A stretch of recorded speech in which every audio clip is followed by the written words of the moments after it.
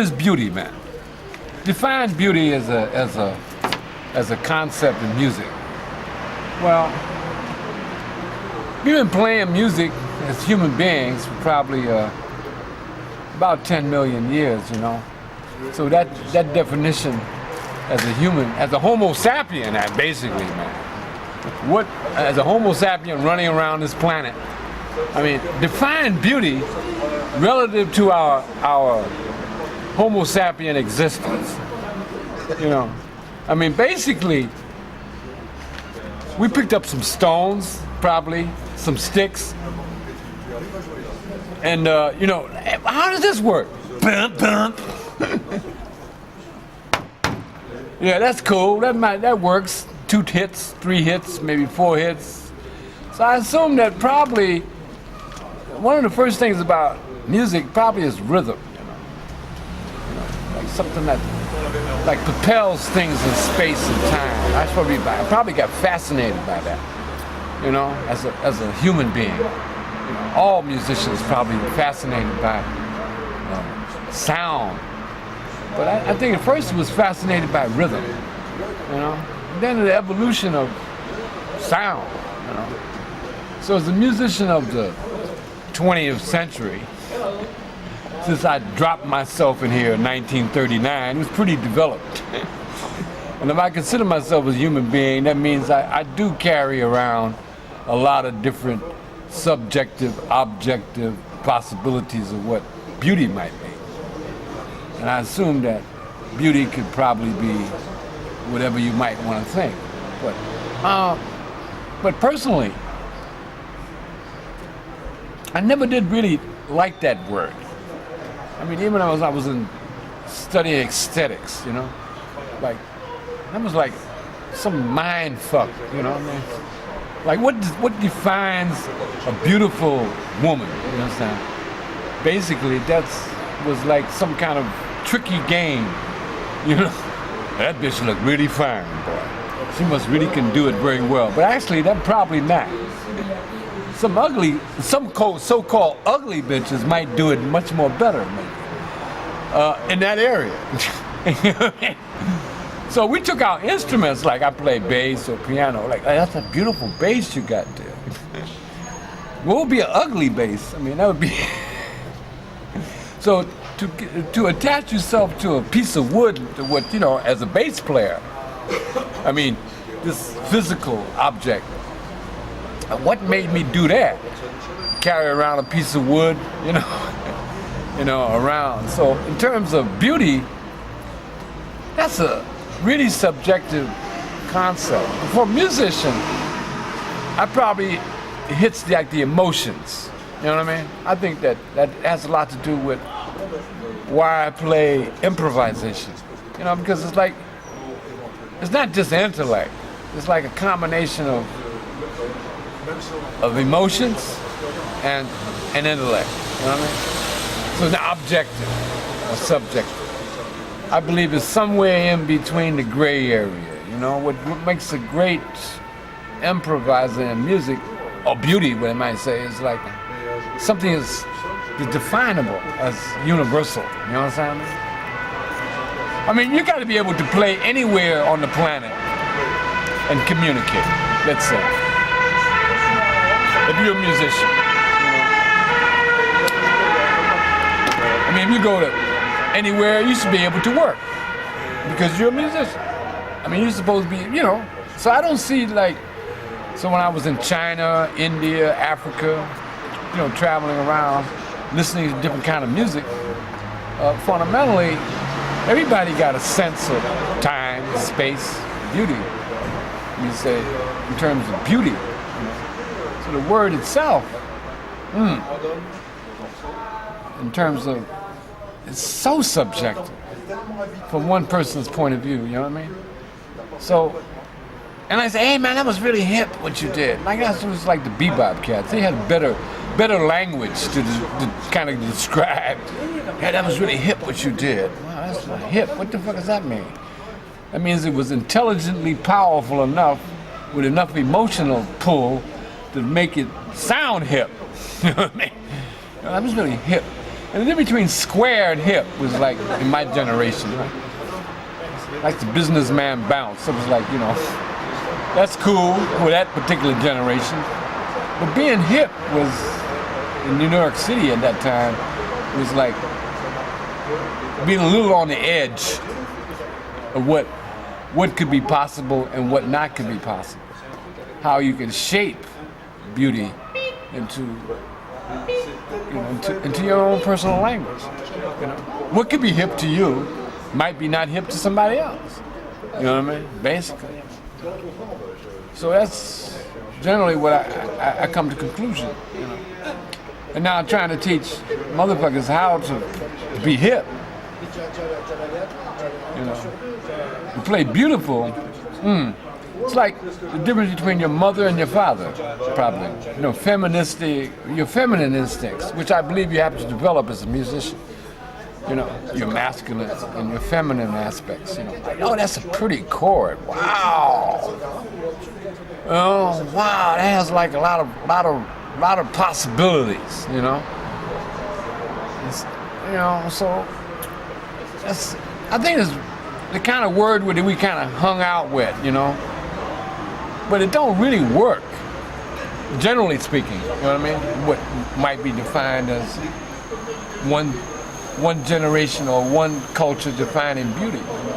It's like, since I'm a phenomenologist,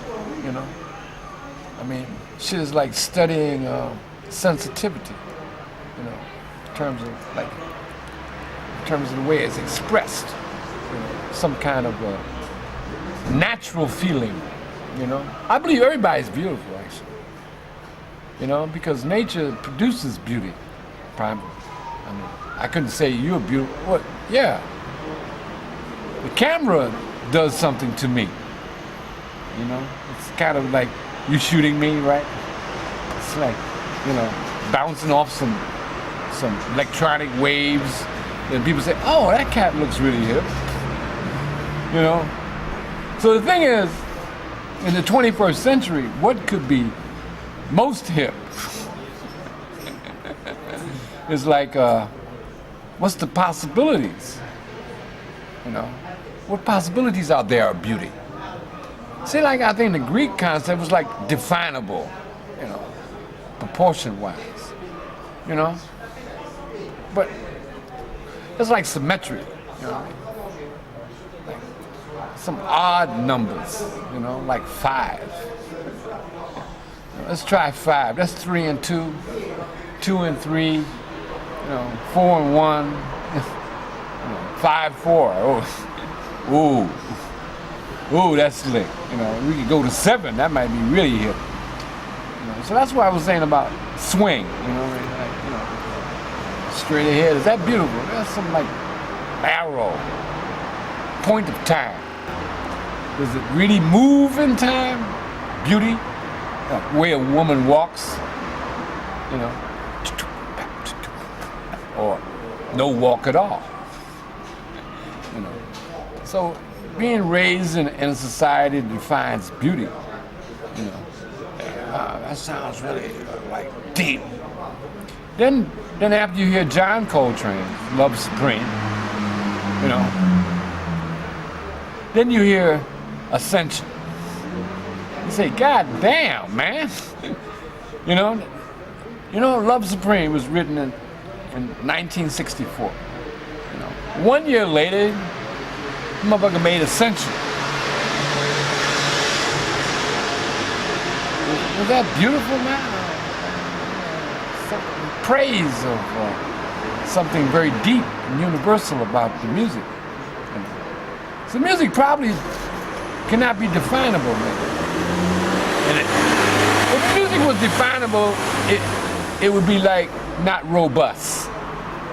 You know what I mean? By robust means for infinity. You know what I mean? And I believe that music is absolutely infinite in its possibilities. We have yet to figure out how this motherfucker really works. We just fucking around with it, shit. But we really haven't. It's just really infinite what you can do with this motherfucker.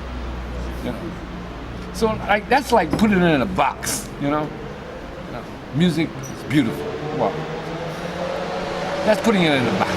But what happens if it's infinite beauty? Infinite beauty would be like a fantastic orgasm, probably. You know what I mean? Like, whoa, it's continual. You know what I mean?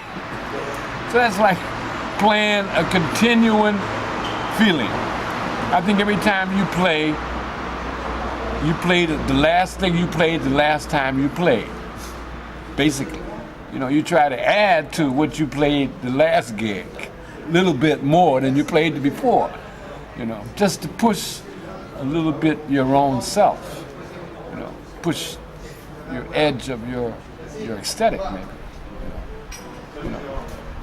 Because I found that when I was studying philosophy, you know, that was a tough shit, you know, like, wow, why that chord is the way it is? And then some people didn't like certain chords, you know?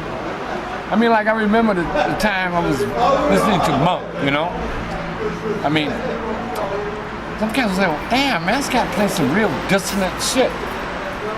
Really dissonant, man, there's only 12 notes. How can fucking 12 notes work together? I mean, with chromatic scale. How can that be more distant?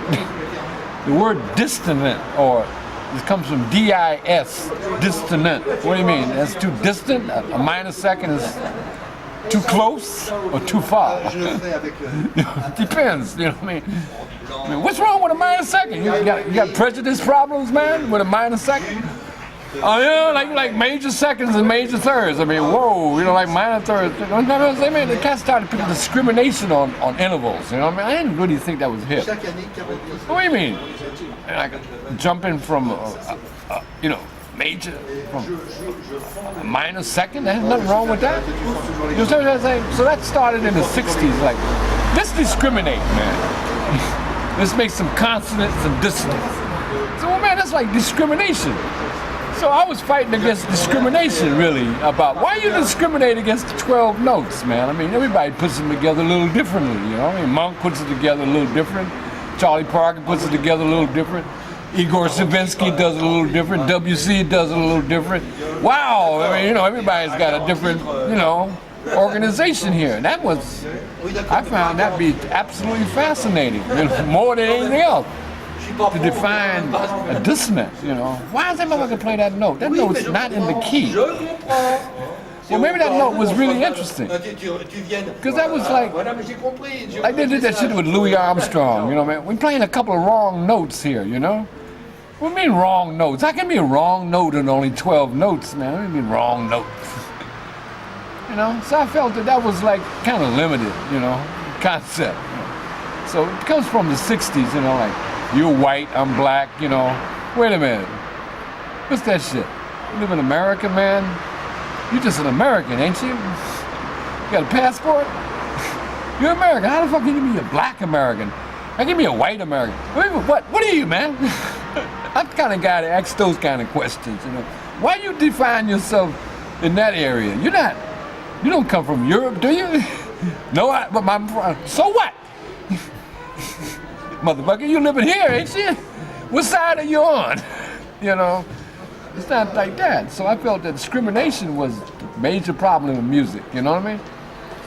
First of all, you discriminate against the notes. Don't play those blue notes, man, you know. Well, why you don't want to play those half valve notes? Like get in the crack of a note. And shit like that trombone players do, you know, like get in the half valve shit. Well, what's wrong with that? I mean, that's possible, isn't it? You know, like I play bass, slide into the note, you know, shit like that. So I felt that a lot of cats was, yeah, I want to play in tune. Well, play in tune? What do you mean, play in tune, man? You know, that's just like your instrument is in tune, isn't it? You're in tune with yourself. And I believe everybody is a pitch, maybe. You know, everybody's maybe vibrating, you know, differently. I mean, you might play very well in B flat. You know, and play all kind of shit in B flat. I mean, you can play all kind of shit in B flat. You don't have to just play B flat. I mean, there's a whole bunch of scales in B flat too, you know. So I believe that was what I was trying to search for, you know, beauty in notes. Yeah, trying to find the universal ideas of sound reproduction, you know, and colors. Why you don't like black, man? You don't like black? White? Like red, green? There's only 3 primary colors, man. Blue and red and yellow. What do you got? Your eyes can't see, some other shit. So based on your given endowment, you're limited, man. How the fuck you know what beauty is? We as a human being are quite limited. We can't hear all kind of shit, number one. Number two, we can't see all kind of shit. We can't even see like some shit. So how the fuck can we assume it's there? You know what I mean? It's gotta be there. I mean, there's 12 notes, but there are 1,000 frequencies, you know what I mean? Because you can't hear it doesn't mean that it don't exist. So that's, some deep shit. Definitely. So that's why I say defining beauty is 2002. If I asked a motherfucker in 29th century what beauty was, I'd probably define it.